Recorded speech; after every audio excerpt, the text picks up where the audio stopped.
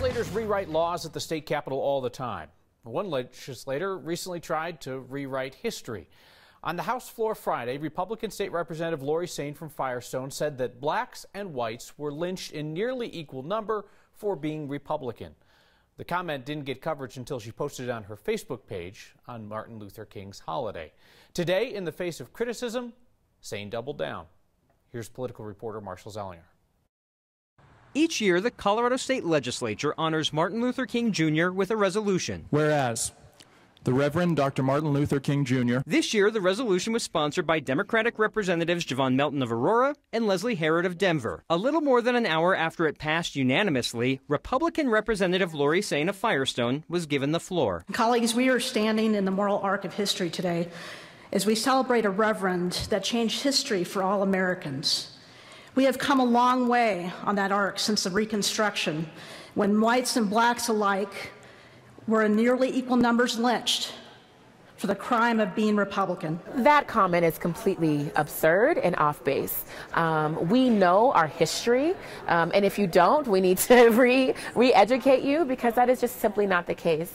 Lynchings happen in this country because of race. Yes, white people were lynched too, and it was because of their affiliation, typically, to those who were people of color. Sain did not agree to an interview today, but sent me a statement after I asked if she stood by her comments that political affiliation and not race were the reason African Americans were lynched.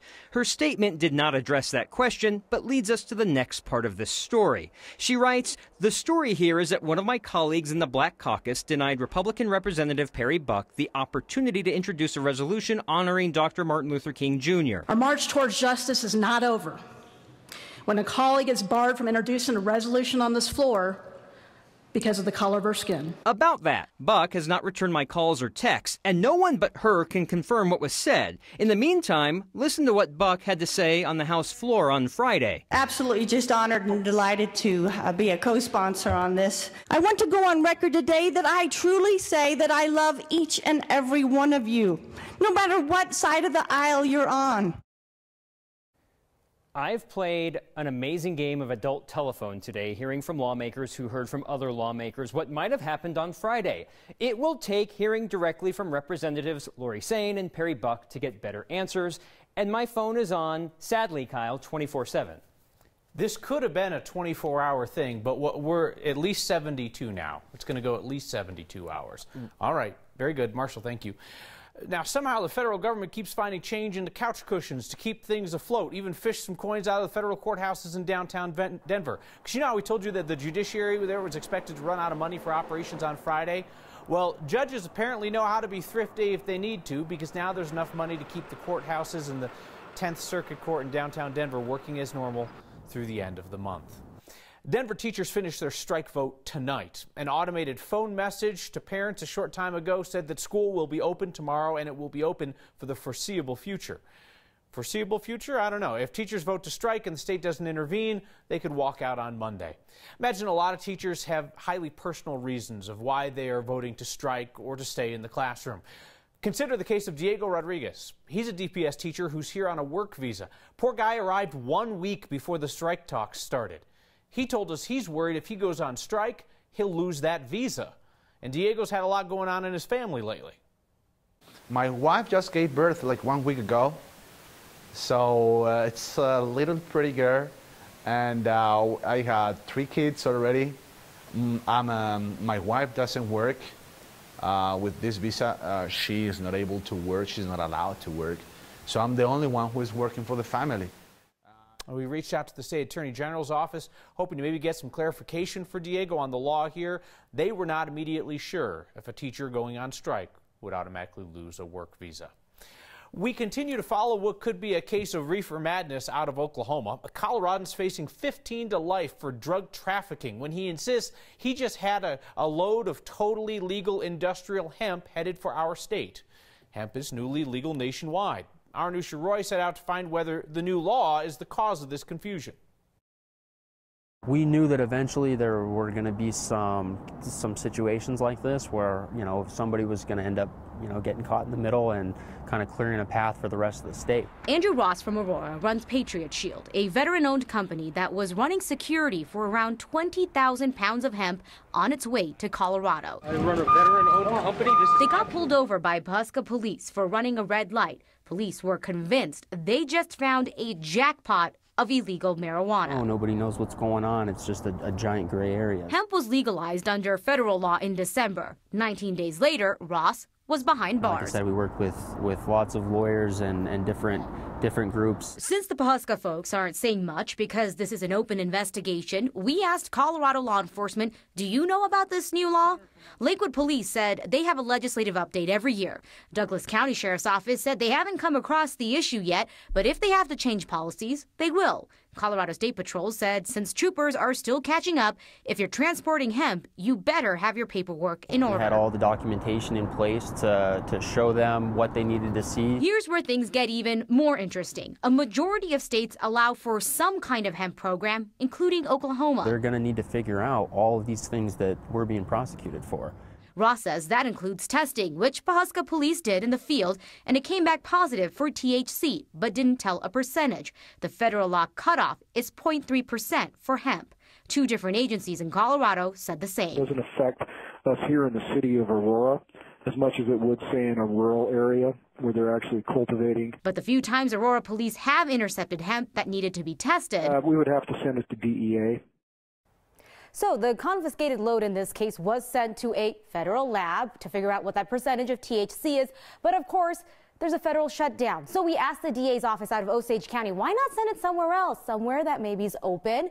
They said they would love to tell us, but can't, because that would be talking about evidence. Kyle, we checked today, out of the 4 people who were arrested, 2 are still in custody because of this. And that's the most ridiculous thing about it. You've got these 2 guys who are immigrants from Africa who don't have the money to bond out. So while the government shut down, they sit in jail in Oklahoma. Yeah, waiting on that test to come back. Just wild. All right, Anusha, thank you. Hey, let's return to the old segment, Fun with Stock Photos. You know, the generic images that occasionally cause a touch of confusion or amusement. Take a quick look at the Denver Police Department's Twitter feed this morning. They wanted people to slow their roll on the icy streets. Now, looking at that, I'm sure we pretty much all know that was not Denver. It's a great gift, but it's not Denver. That one was clear. The other one that they posted, I looked at, and at first I thought it actually was a crime in progress from this morning, a car being left running and stolen, but no, we're told this is stock footage as well. Denver's Vision Zero, the plan to eliminate traffic deaths by 2030, is now 3 years old. And in those 3 years, the city appears to be moving in the opposite direction. The number of traffic deaths has increased. Our Steve Steger met with a group taking a critical look at the city's efforts. If anyone knows how important this yellow-clad crossing in Montbello is, it's Pam Giner, and she will let you know, too. How come y'all ain't using the crosswalk? We had that put there for you. She doesn't mind educating folks about it, with a bit of tough love. Pull them pants up. You may not remember Pam, but I surely do. She took me on a walk around Montbello in November of 2017. You know, this property's been vacant for, like I said, 51 years. So it didn't surprise me to see her standing at a news conference today talking about the progress the city has made at making life a little better for pedestrians. The Denver Streets Partnership gave the city a C grade for living up to its 2018 promises. A mixed bag, really. While they built nearly as many bike lanes as promised, they only built about half of the 14 miles of sidewalks promised in 2018. I mean, don't that look dangerous to you? During our walk in 2017, we met on this patch of dirt in front of a vacant property.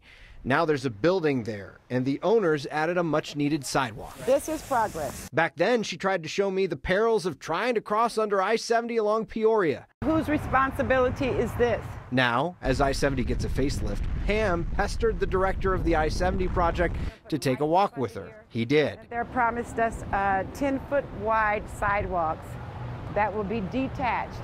But as so many things are better, there are still things to fix. That's a vertical sidewalk. I decided to let Pam grade the city's progress. You know, they could do nothing. Something is better than nothing. At least they're making baby steps. And you better believe she won't let them slack off at all. You got to stay on them. You got to keep fighting for it. You can't take no for an answer.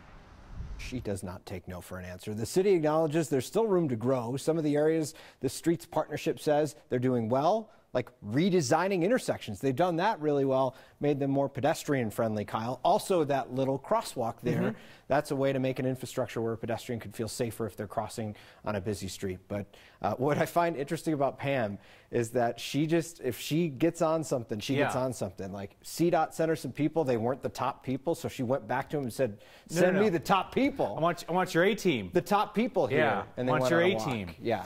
Pull your pants up, young man. All right, thanks, Steve. Hey, it's a sign that snow blowers are not just for the ground level accumulation. Next viewer named Sandy spotted a guy using a small snow blower on the roof of a place in Steamboat Springs. She says now typically up there you'll see people use a roof rake to clear the snow off up there. Said this was just west of the KOA campgrounds in Steamboat. Send pictures of the signs that make you smile or something that just says Colorado to next@9news.com. Your next question has us peering into the foothills in some confusion. And we'll play What Do You Say next.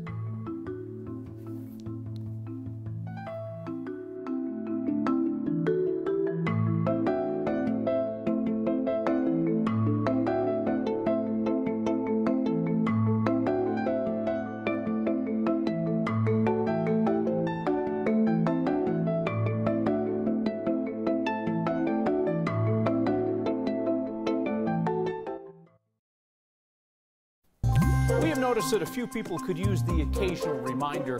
That's not how you're Colorado. Bunch of people rolling around with back window blindfolds on this morning. Next viewer named Lisa spotted an offender on 17th right before Havana. She says she was behind this driver for about 5 miles a couple of times, was thinking, you know what, maybe I'll just jump out and at a stoplight and brush it off herself. Well, no, decided not to do that. You could get ticketed for this in Denver and Aurora, so, come on, take the extra 2 minutes.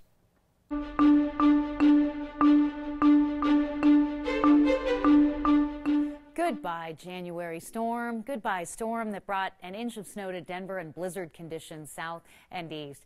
A storm that had a wide variety of snow totals and impact across the metro, with officially 1.3 at the airport, up to 9 in Elbert County. Castle Pines with about 5 and 4 in Silverthorne. Clear, calm, and a cold night coming up after a day with a high only 30 degrees. We'll be close to the average tomorrow. Our storm is tracking off to the east. The winter weather and travel advisories canceling out. But a new advisory goes out for the northern mountains tomorrow as the next weather system already knocking on the door for Colorado. High pressure will bring a calm, quiet day. Our storm impacting travel from Chicago down to Houston tomorrow. But mountain snow will begin as early as 10 o'clock tomorrow morning and then increase throughout the day, leading to about 30% chance of light snow here in Denver on Thursday. Clear, calm statewide tonight by 6 o'clock in the morning. Snow for Steamboat spreading through Glenwood into Aspen and may impact that drive on I-70. Again, the only winter weather advisory out for the northwest corner. In Denver, no advisories tonight. A much quieter night. Clear, cold, and 13 will be your low. Tomorrow, mostly sunny to start, mid-40s by the afternoon, and then increase in clouds tomorrow night.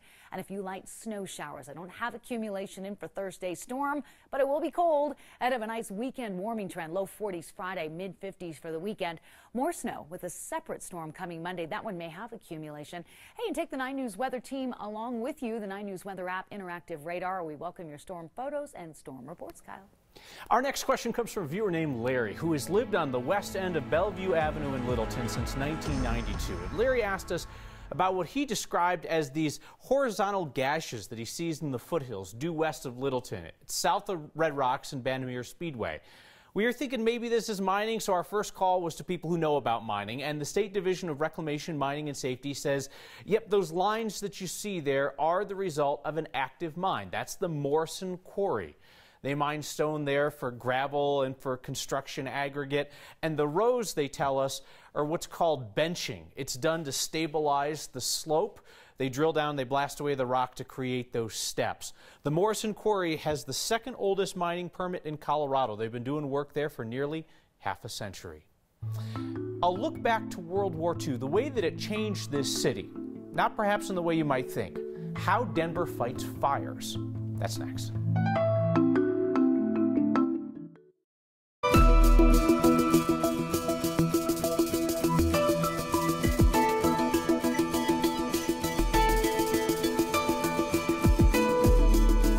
When duty called, they traded in their turnout gear for combat boots. A large number of Denver firefighters joined the military to fight in World War II. And that meant a lack of resources back home. It was a particularly challenging time for firefighting in this city, and a new museum at the Denver Firefighters Museum takes a look back. This is our newest exhibit here at the museum, and it talks about firefighting in Denver during World War II. And it's very interesting, actually, what happened to the department during the war. During World War II, whether you were overseas, whether you were here on the home front, you really understood what it was like to be a unified country. So after the attack on Pearl Harbor, things obviously across the nation changed. Here in Denver, most of our firefighters were those young guns, and they had a lot of necessary skills that would be useful in military service. Most of the men in the department were drafted overseas. So things were very tight. The department itself, just like every other American citizen, had to do rationing to think about how much the fire department was affected by this, by men going off to serve, vacant positions, the rationing. You didn't really think too much that that could happen within the department, but it sure did. 1945 is when these men started saying, hey, I want my job back. These letters are all asking Chief Healy to be reinstated back onto the department. One of the lessons I think we can learn from this time period is really how to come together as a country. It really was a great time in American history that shows just how unified our country can be. A look at the War at Home exhibit at the Denver Firefighters Museum through the lens of our photojournalist Corky Scholl. All right, let's play What Do You Say? And tonight we're talking about a village in the Arkansas Valley, place about 10 miles south of Buena Vista, and don't at me over Buena Vista, that's how the locals say it, we established it here. And like Buena Vista, where Germans mangled that name from when they founded the town, this village also founded by a German guy. Sandra wrote to us, Della, Tom, all curious about how this place is pronounced. So we reached out to the experts at the Buena Vista Heritage Museum and asked, what do you say?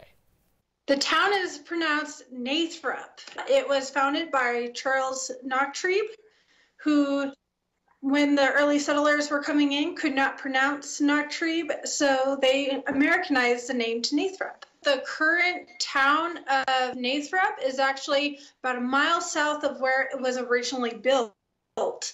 It was moved south in order to be closer to the railway depot that was there at the time. So today, Nathrop, best known for great rafting, great hiking. Back in the early 1900s, major producer of lettuce in our state. A lot of farmers in that area. All right, what Colorado place name should we do next? Email next@9news.com or get our attention with the hashtag HeyNext. So I was in San Diego over the weekend, saw a lot of surfers, came back to Colorado in the cold, saw another surfer. That's next.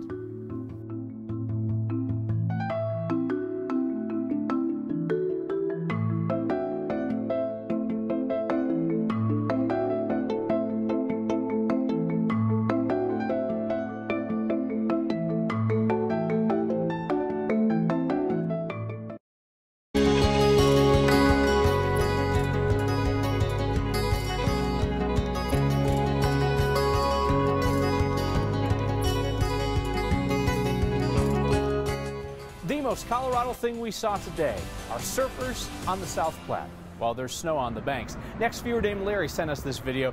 He and his buddy Dave weren't going to let a little snow and, well, freezing cold, keep them from having fun at the park. They came prepared. They got the wetsuits on right there. Come on, that's still got to be cold, though. Easing it up to his backside. Send your most Colorado pictures and video to next@9news.com or use the hashtag HeyNext.